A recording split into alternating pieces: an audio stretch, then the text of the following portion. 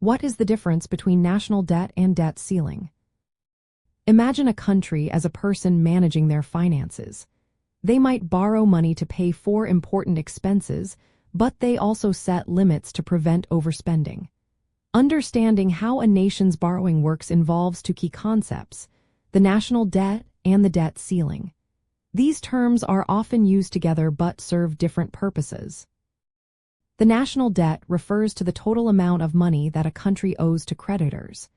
This debt accumulates over time when the government spends more than it collects in revenue, primarily through taxes. The government borrows money by issuing securities such as bonds, which investors purchase. The total of all these borrowings, minus any repayments, constitutes the national debt.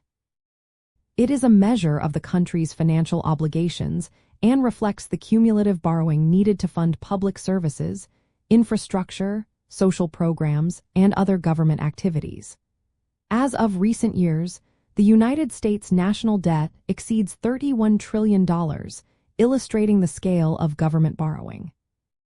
On the other hand, the debt ceiling is a legislative limit set by the government to control the amount of money the country is authorized to borrow. Think of it as a cap or ceiling on the total borrowing capacity. When the government approaches this limit, it cannot issue new debt unless Congress approves an increase. The purpose of the debt ceiling is to provide a check on government borrowing and ensure fiscal responsibility.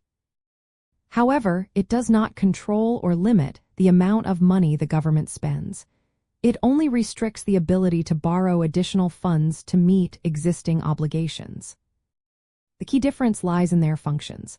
The national debt is a cumulative total of all borrowed funds, representing the country's total financial obligations. The debt ceiling is a legal restriction on the maximum amount of debt the government is permitted to issue at any given time. When the debt reaches this ceiling, the government cannot borrow more money unless lawmakers agree to raise the limit.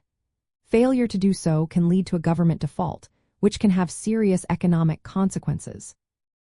In summary, the national debt shows how much a country owes overall, while the debt ceiling is the legal limit on how much it can borrow at a specific moment. Both are essential components of managing a nation's finances, but they serve different roles in fiscal policy.